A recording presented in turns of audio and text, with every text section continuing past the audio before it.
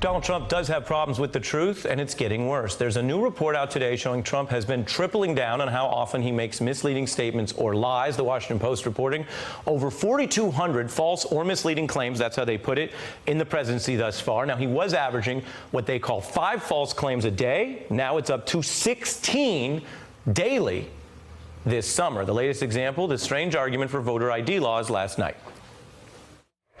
Only American citizens should vote in American elections, which is why the time has come for voter ID. You know, if you go out and you want to buy groceries, you need a picture on a card. You need ID. You don't need an ID to buy groceries. You can get any kind of fruit ID-free. Trump may be doing something deeper here, though, attacking the notion that truth exists and fact-checking is valuable.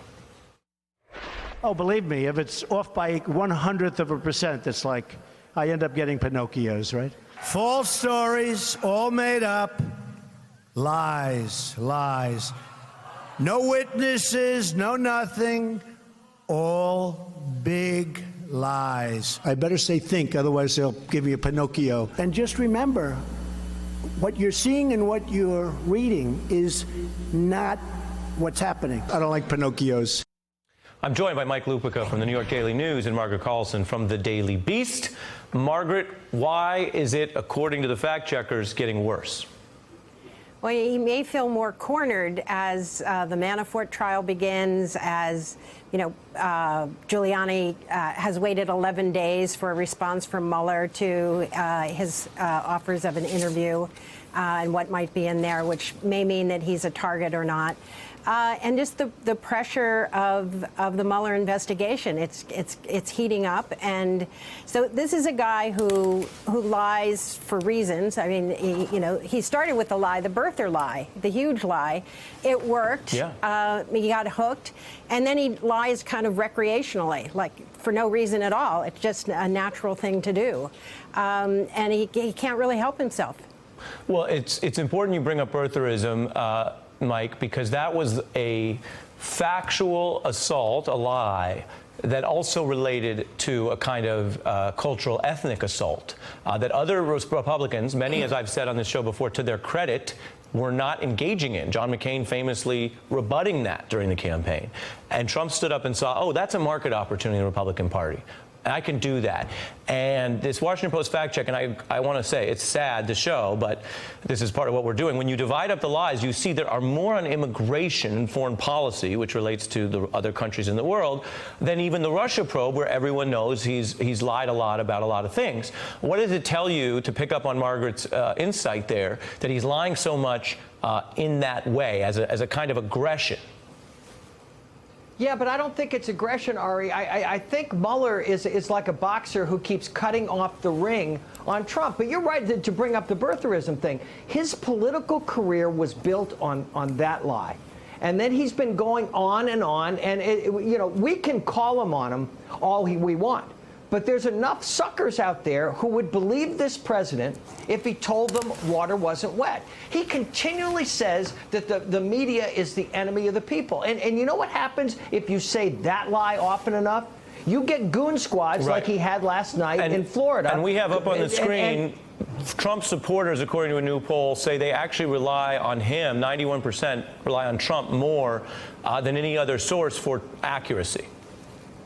Yeah, I mean, you look at the volume of lies. It's the old Knicks in the 90s when Pat Riley coached them. He said, foul on every play because they're not going to call all of it, okay? And he just thinks that if he drowns you in lies, that you will spend all of your time trying to tell people the truth. And what happens as this presidency goes along is that the assault on truth becomes as profound as the assault on civility, on the assault on good grammar. And you see what he's like in that festival of lies last night in Tampa, because it's easy to be tough when there's a mob in front of you, but the mob really likes you. Right, but they're on your side. Well, Margaret, speak to this point that Mike raises, that Donald Trump is the Patrick Ewing of lies. Well, there is a deluge, there is a flood, there is a tsunami. I don't know what metaphor to use here. And you know, last night he's so encouraged in it by a crowd like that, and he feels so powerful that he can incite them to turn on the press the way he did. And you know, when you look at that tape, you wonder, where is that anger coming from both him and the people in the audience? What do they have to be that angry about? It's kind of frightening to see.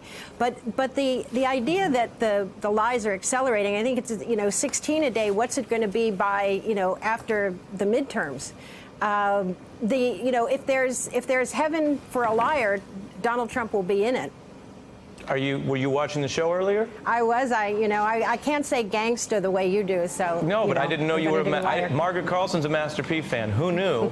Let me play another moment about the truth from this Trump rally. Take a look.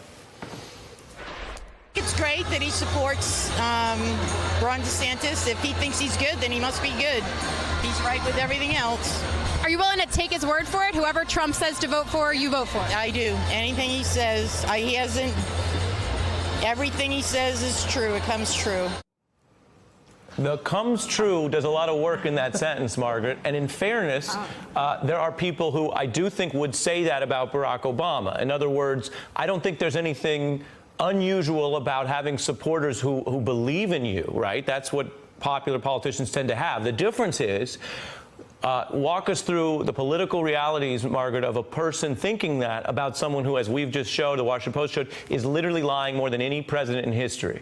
Well, Mike said the water wet thing, and it reminded me that woman also said that you just had on the screen, said that she was at the inauguration, and therefore she knows how large the crowd was.